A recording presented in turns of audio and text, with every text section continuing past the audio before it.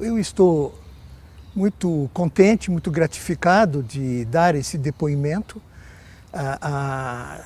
como parte das atividades da Academia Paulista de Psicologia, que muito me honra ser membro dessa academia e de ocupar a cadeira 19, que é a cadeira que tem por patrono Pedro de Alcântara Machado, um maravilhoso pediatra, e que também tem o meu sucessor, que é o meu amigo pessoal e muito querido, professor Ain Grunspo. Então eu vou... não é sempre que eu olho para trás para ver a minha vida. Geralmente eu estou muito interessado em ver o que tem que ser feito no momento. Mas olhando para trás, inclusive para dar um depoimento, te dá uma noção da continuidade do que você fez durante o tempo todo. E essa continuidade, para mim, ela é dupla. De um lado, é a ideia de que é fascinante o comportamento. É fascinante se interessar pelo comportamento.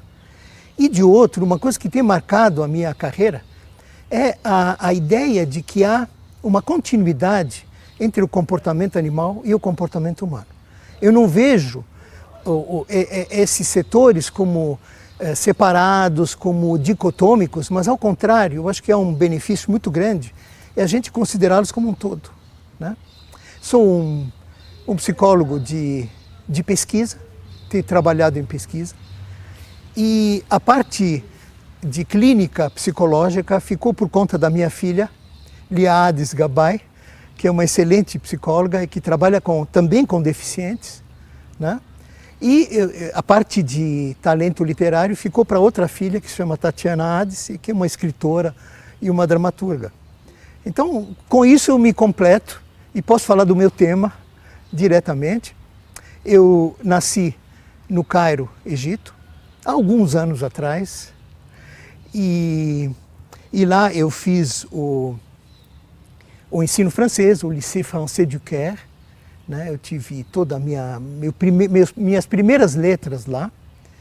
E uma coisa que eu lembro que é importante de eu mencionar aqui nesse contexto é que um dia eu tinha uns 13 anos de idade. Um amigo meu me deu de presente um livro de um naturalista francês chamado Fabre. E o livro era A Vida das Aranhas, La Vie des Araignées. Ele devia saber do meu gosto. Então eu me lembro, assim, em Alexandria, olhando para uma aranha que eu descobri, uma aranha de teia maravilhosa, e fazendo observações com essa idade, já tomando notas, sem me dar conta de que isso seria alguma coisa que viria a ser importante na minha vida. Então eu, com 15 anos, eu venho ao Brasil e me apaixono por esse país. Até agora eu estou mais do que apaixonado por esse país, né? E continuei no Liceu Pasteur, e eu tive um excelente último ano do Liceu Pasteur, que é a classe de filosofia, que era com uma professora chamada professora Josette Balzat, que era fantástica, e tínhamos 4 temas de filosofia que ela abordava, né? A metafísica, a moral, a lógica e a psicologia. E tinha a psicologia ali, e aí é que eu fiquei um pouco mordido pelo assunto. E eu me lembro que naquela época, já nos idos de 1960, coisa desse tipo, eu até nem quero dizer, nós fundamos uma sociedade científica entre colegas e amigos, né? E me deram um tema para escolher, eu falei da evolução do ser humano, já era darwinista naquela época, né? Então, agora, no momento de escolher a minha carreira, é que aí eu tive um pouco de dúvida, porque eu estava entre a psicologia e a biologia. Então, talvez essas duas coisas, essas duas correntes tenham me acompanhado o tempo todo, mas eu consegui juntá-las, e uma parte da mensagem que eu quero transmitir é que é perfeitamente possível integrar a psicologia dentro de um contexto biológico. Então, eu fiz meu vestibular na Faculdade de Filosofia, Ciências e Letras, 1960. Era um curso novo, curso de psicologia. Só tinha 3 turmas. Era meio esquisito ser aluno de psicologia, Hoje em dia todo mundo é psicólogo, todo mundo tem um parente psicólogo, mas era meio esquisito, né? Então foi um curso muito rico, né? Quer dizer, a velha Maria Antônia era como se fosse um templo do saber quando a gente entrava. E eu me lembro, em particular, das muitas coisas que aconteceram lá, que eu aprendi, inclusive do contato com colegas queridos como a Maria Helena Souza Pato, né, e Fúvia Rosenberg e outros, né. Eram os cursos da área de experimental, e um dos cursos que me marcou bastante foi dado pelo professor Walter Hugo de Andrade Cunha, que foi meu colega e é meu amigo até hoje. E era um curso sobre psicologia comparativa e animal, exatamente aquele assunto. Eu me lembro que a ideia de instinto me pegou, certo? Como é que o comportamento é gerenciado por aspectos que são, vamos dizer, prontos no indivíduo, que pedem pouco tempo para ficarem prontos no indivíduo. Então isso me marcou bastante. O Walter e o professor Arno Engelmann e eu, já como aluno de graduação, nós tínhamos reuniões à noite no laboratório que ficava na Alameda Glett, e a gente discutia um livro recente que era do Miller, Galanter e Pribram. Era um livro que já colocava a abordagem cognitiva. Então, em toda a minha carreira, o cognitivo e o comportamento em termos comparativos, dentro de uma perspectiva darwiniana, me acompanham, né? No final do curso, eu e alguns alunos, Fernando Leite Ribeiro, Alcides Gadotti e Katsumasa Oshino, nós montamos um experimento por conta própria, né? Nós montamos um experimento para verificar ideias cognitivistas de Tolman, do psicólogo Tolman. A ideia cognitivista é sempre pensar que existe uma computação dentro da cabeça do animal. Montamos o equipamento, não chegamos a executar o experimento, mas ele era muito bonito e vale a pena ser feito. Aí fui contratado pela cadeira de Psicologia Social e Experimental, cuja chefe era a dona Anita Castilho e Marcondes Cabral. E ela me contratou quando eu estava ainda cursando o último ano do curso, de tal maneira que eu dei aula para os meus colegas, né, e fiquei sempre por lá, né, fiquei sempre na USP, sou uspiano. E o meu primeiro assunto de pesquisa era comportamento exploratório. Por volta de 1963, eu encontro um livro de um famoso psicólogo americano chamado Daniel Berline, que era sobre comportamento exploratório, e me encantou, aquilo me encantou demais. Fiquei lendo tudo o que eu podia e fiz uma série de experimentos com o ser humano sobre comportamento exploratório e também com o animal. Então eu li tudo o que eu podia ler sobre comportamento exploratório e foi o início da minha carreira de pesquisador. Assim, eu fiz experimentos com seres humanos, porque o comportamento exploratório é a curiosidade, o que te leva a olhar alguma coisa que é um pouco diferente do que você sabe, né? E o que me espantou é que o rato branco de laboratório também era um animal exploratório. Então eu construí um laboratório, era na Alameda Glett, por volta do começo da década de 60, né? Não, desculpe, final da década de 60. Então eu construí um laboratório, construí os equipamentos e fiquei estudando o comportamento exploratório do rato. Me espantou. E por que me espantava? Porque naquela época se achava que os animais, os seres humanos, só agissem em função de motivos muito fortes. Sexo, dor, etc. E ali não, era um motivo de conhecer o ambiente. Certo? Então, meu primeiro artigo sobre isso saiu na Revista Brasileira de Psicologia, meu primeiríssimo artigo, chamado Comportamento Exploratório, em 1965. Então, uma beleza. Depois eu fiz muitos outros, e eu tive um aluno ilustre de mestrado que trabalhou com comportamento exploratório, e é o professor Lino de Macedo, que também é acadêmico. Então é ótimo lembrar essa parceria com ele, foram várias, né? Então eu trabalhei com comportamento exploratório. Minha tese de mestrado foi sobre memória humana, certo? Sempre, memória também me preocupou o tempo todo, certo? E um dia aparece o meu professor, o meu colega Walter Cunha, com uma aranha de teia, que eu me lembro numa caixa de papelão, certo? Ele me trouxe uma aranha cujo nome científico é Argiope argentata. É a mais linda das aranhas. Tá?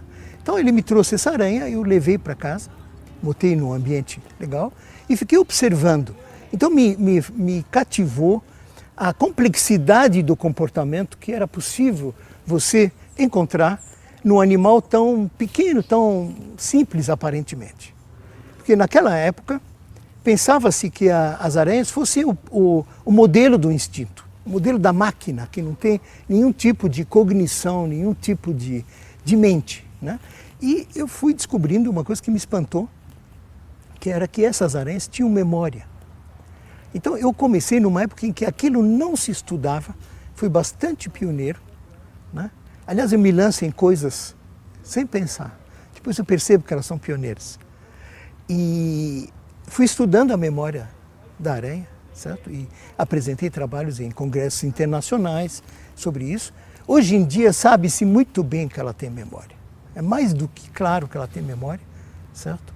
Eu estou fazendo um trabalho agora, atualmente, com uma aluna chamada Vanessa Gonçalves e com um ex-aluno meu, Hilton Japiaçu. Nós estamos fazendo um estudo sobre várias espécies de aranhas, fazendo a filogenia, isto é, a evolução da memória. E há um problema que eu tenho que dizer aqui, a aluna trabalhava no Instituto Butantan, teve todos os registros dela queimados e 50 animais vivos foram perdidos nessa brincadeira de incêndio, mas estamos animados do mesmo jeito e a tese vai sair, e é um tema interessante. Estudei com aranhas outras coisas fantásticas, como é que elas constroem essa teia tão magnífica, né, tão perfeita, que até Aristóteles ficava espantado com isso. E, de novo, eu mostro que há flexibilidade no padrão de comportamento. Então, sempre atrás da ideia de que existe flexibilidade no comportamento, e inclusive de aranhas. Então, evidentemente que eu dei aulas o tempo todo de comportamento animal, certo? É interessante um instituto de psicologia abrigar quem se interessa até por comportamento animal ou por comportamento numa visão biológica. Né? Eu acho que eu tenho uma dívida para com o instituto por conta dessa compreensão. Né? Mas é evidente que na psicologia você tem que falar de seres humanos. Né? Então uma das coisas que eu ensinei ao longo dos anos, primeiro sozinho, depois com Emma Ota, que foi minha estudante, depois com Eduardo Ottoni, que também foi meu estudante, e nós formamos agora um conjunto de 3 professores que dão uma matéria chamada Motivação e Emoção.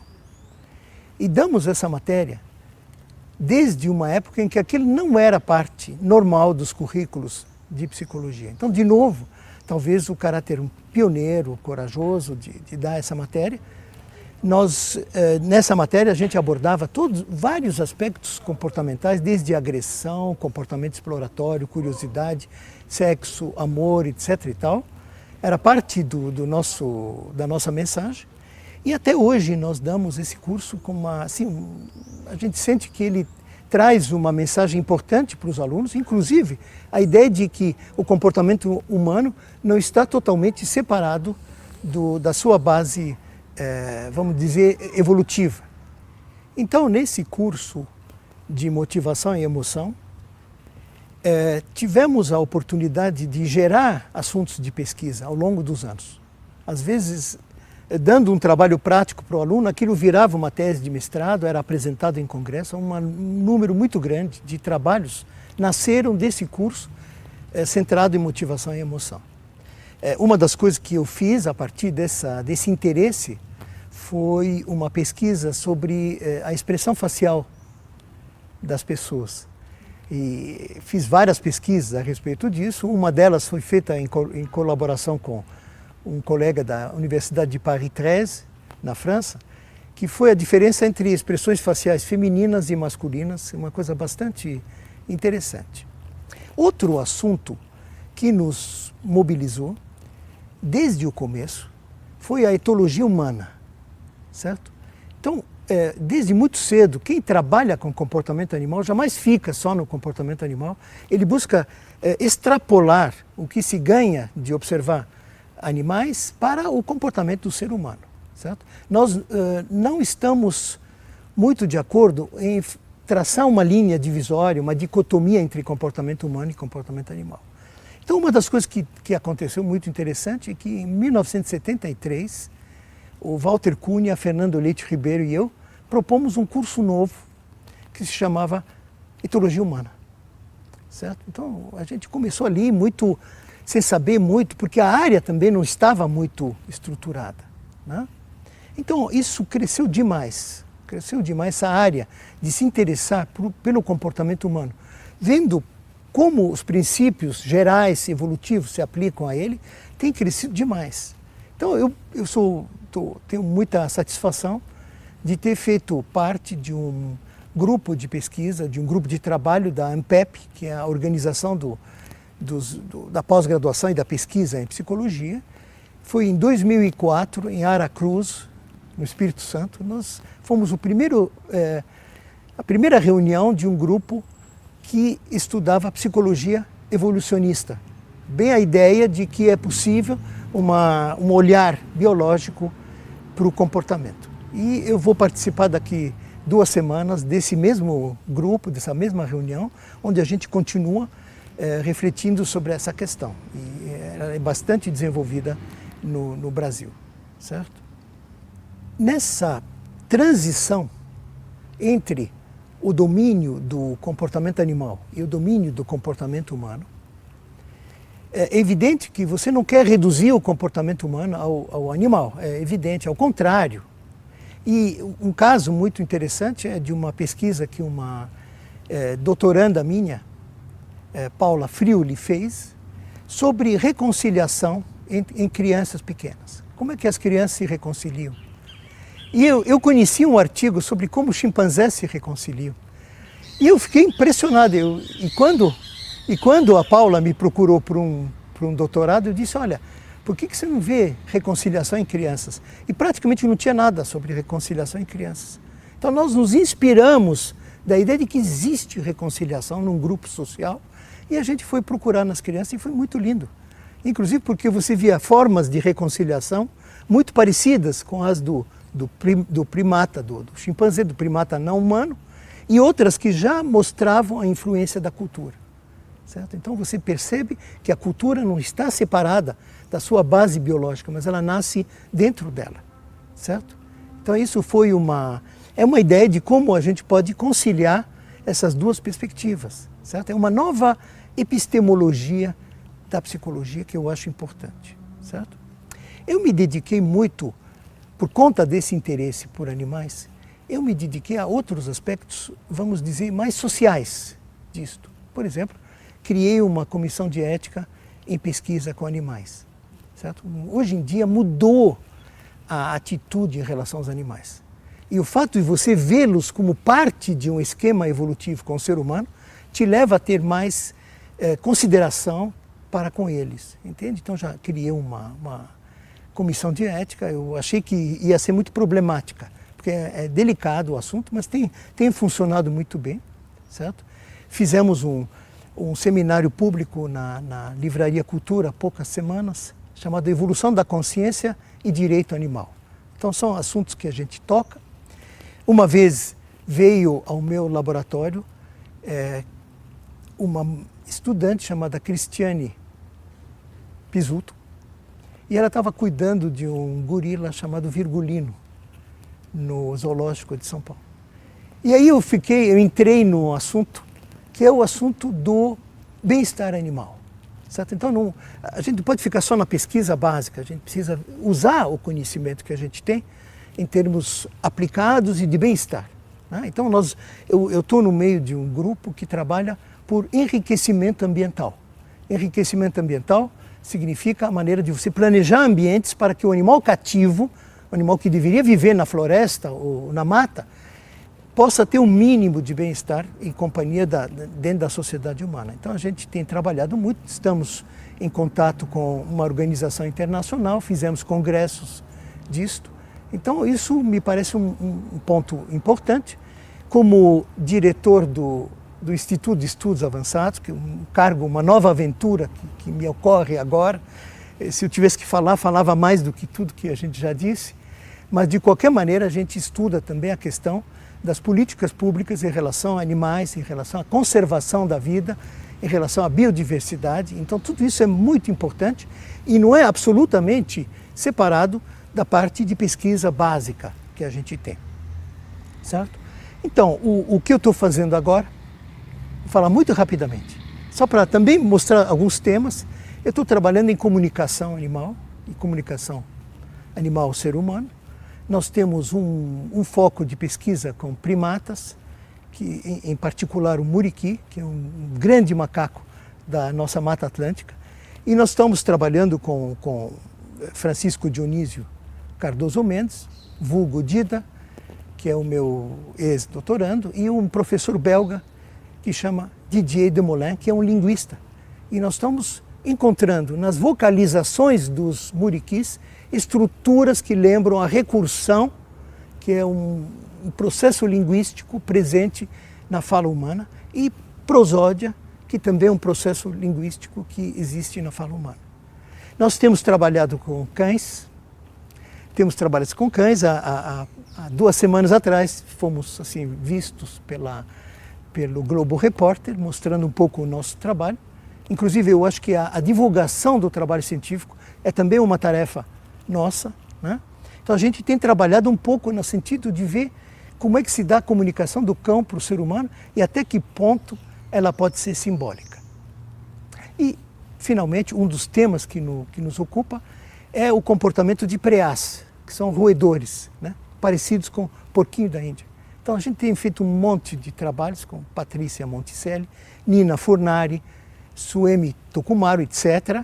Nós temos feito uma série de pesquisas sobre a domesticação desses animais, certo? E uma pesquisa muito bonita que a Nina Furnari está fazendo numa ilha perto de Florianópolis, onde nós estamos estudando uma espécie muito rara de preá e muito específica daquela ilha, certo? Então, tudo isso é o que a gente faz. Eu tenho defendido sempre institucionalmente o estudo do comportamento animal e dessa abordagem biológica ao comportamento. Então, tem uma longa história de cursos dados, de palestras, de simpósios, a criação de uma sociedade brasileira de etologia, na qual estamos há bastante tempo, encontros anuais de etologia que a gente faz todo ano, certo? Já estamos no 28º e eu não deixei de participar de nenhum deles, né? Então, uma coisa bastante ativa.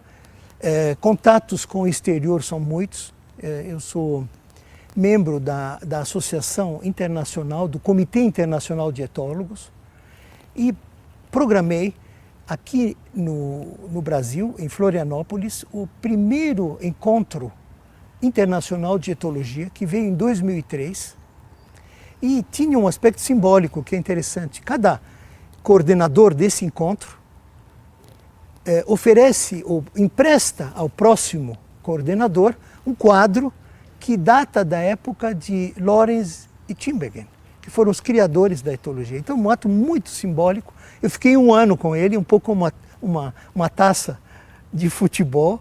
Então, isso foi muito, muito positivo. O que eu acho é que tem muito caminho ainda, certo? Não só tem muito caminho, tem muito para se estudar ainda.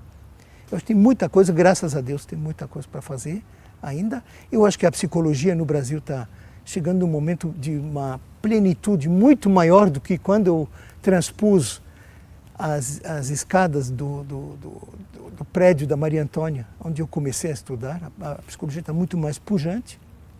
E me sinto gratificado em ver que, de alguma maneira, tenho contribuído um pouco para que uma visão mais ampla e interdisciplinar possa vigorar dentro da psicologia e que a gente possa ver o ser humano na sua diferença total em muita coisa dos animais, mas como parte de uma rede de vida que a gente não deixa de ter curiosidade em estudar.